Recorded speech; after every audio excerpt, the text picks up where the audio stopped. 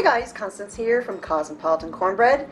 So right now I'm getting ready to start dinner. I'm actually doing a slow cooker crock pot recipe for German potato soup. It's a recipe I mentioned briefly in my last vlog, but it is a recipe that I got from my neighbor when we lived in Bad Kissingen, Germany. And it is a delicious soup. It has so many good things in there, and you'd be hard-pressed to find somebody who wouldn't like this. First of all, of course, it's potato soup, so you're going to have lots of potatoes, 3 pounds of russet potatoes. It has carrots, onion, cabbage, and leeks in it. This is such a flavorful soup. It's very tangy, and it's just plain good. So I'm going to get started. So the first thing I'm going to do is I'm going to prepare the leeks. Now, leeks are not like other vegetables. Most vegetables, when you're going to clean them, you clean them before you chop them up. Leeks are not that way. Leeks get chopped up first, and the reason you do that is because as a leek grows up out of the ground, these layers will actually catch a hold of dirt and sand, and so there will be dirt and sand stuck in between the layers of the leek. So I'm going to show you the little trick to how to clean these. So the first thing I'm going to do is I'm going to cut off the root end because we don't need that. And then I'm going to cut off the top of the green part. You only want to use the leek to where it starts turning a pale green, because this part up here, you don't want that. It's really woody. And then this stuff right here, I'm just going to throw it into the compost.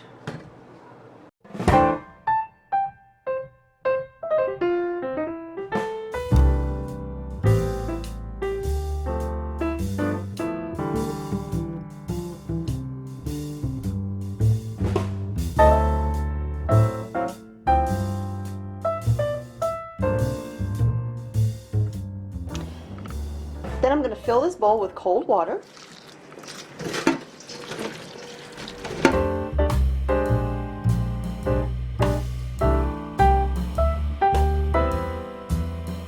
Then I'm just simply going to take my hands and swish the leeks around in the cold water, and I'm going to kind of separate the layers. That way any dirt or sand that might be stuck in between them can fall out. And then what's going to happen is all of the sand, all of the debris from in between the layers of the leeks will actually fall to the bottom of the water. So I'm not going to dump this into a colander. I will just take a slotted spoon or take my hands and scoop the leeks out, because, like I said, the debris will be down in the bottom of the bowl. Alright, so next I've got 3 pounds of russet potatoes that I have semi-peeled. I don't generally completely peel them. I mean, you can if you want to, but frankly I like the flavor, the texture, and the fiber that you get from potato peels, and so I leave a lot of it on. These are scrubbed clean and just semi-peeled. Now I'm going to dice them up, chop them up into about 1-inch pieces.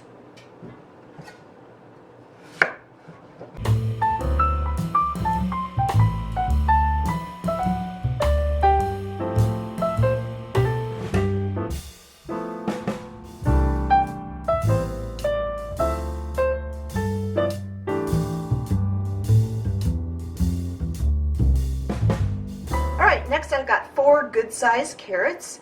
These look a little bit rough on the outside, so I'm going to go ahead and scrub and peel them.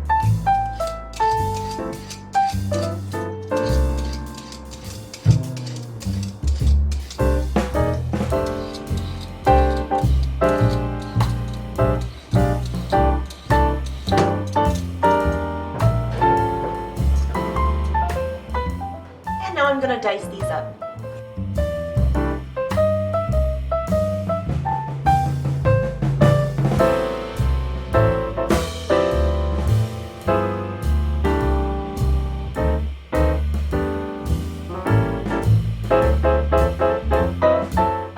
Next I need an onion. I have red onions on hand, so I'm going to use a red onion. You can use a regular yellow onion or a sweet onion. whichever you have handy.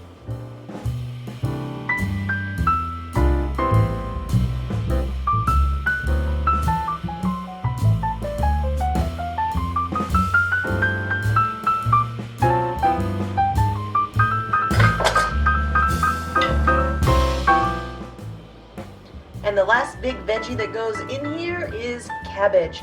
I'm going to chop up about 2 cups of green cabbage.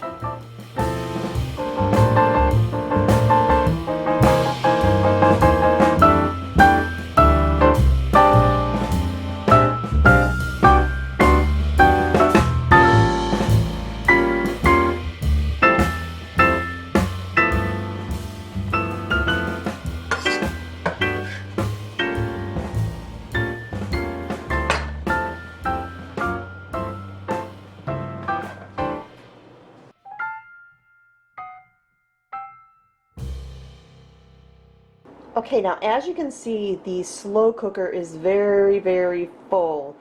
And as long as you can get your lid closed, that's fine, because as this cooks, the cabbage, the leeks, everything's going to kind of shrink down a little bit, so it's not going to be overly filled like it kind of appears right now. Alright, so now I'm going to add in the seasonings. Teaspoon of black pepper.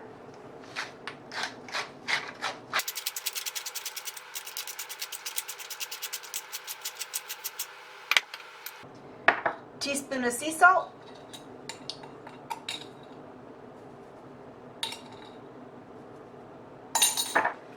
A tablespoon of dry parsley.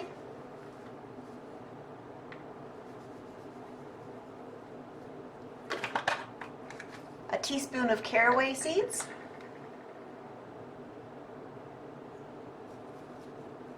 A half a teaspoon of nutmeg.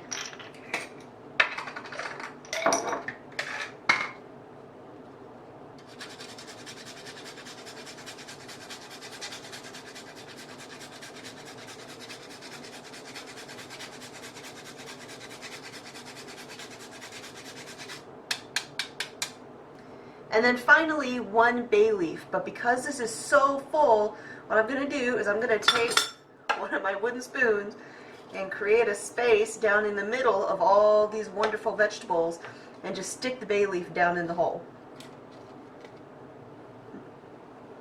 Then the last thing you need is 4 cups of beef broth or beef stock.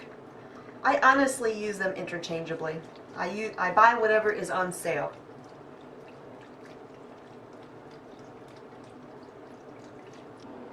Alright, so now that it is ready, I'm going to go ahead and turn on my slow cooker to low heat, and I'm going to let this cook for 7 to 8 hours. I will come back a couple of times while it is cooking just to give it a stir, but for the most part this is all you got to do. You chop up a whole bunch of goodies and cook them all together in the slow cooker. Now, in case you were wondering, this is a 6-quart slow cooker. Now, if you don't have a slow cooker that is this big, you may need to cut the recipe in half so that you can fit it inside your slow cooker. I'm sure you could also cook this on your stove top in, say, a Dutch oven. I've honestly never made it that way. This recipe was given to me as a slow cooker recipe, and that's just how I've always made it. Alright, so dinner's pretty much ready. There's just a couple more things that I'll need to do when it's time to eat. But other than that, that's it for now. I'm going to go ahead and get some work done and do some other things today. Alright, you guys, so it has been a long day. I've been outside working. I mowed part of the pasture. I mowed the whole front area. Probably the last time I'm going to have to mow this year, so everything's slowing down.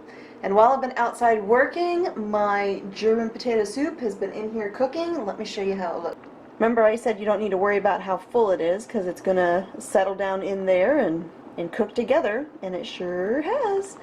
So now I just have a couple things left to do before it's ready to eat. The first thing I'm going to do is I'm going to cook up some bacon, because this is amazing when you crumble up some crispy bacon on top as a garnish. You don't have to do that, but it just makes this even more awesome. Alright, I've got some bacon cooking here in the skillet, and now I'm going to finish up the soup. So the first thing you're going to do is remove the bay leaf. I've already done that. Then I'm going to add in a half a cup of sour cream. Then the last thing I'm going to do is I'm going to take a stick blender, and I'm just going to stick this down into the soup, and I'm going to give it a couple pulses.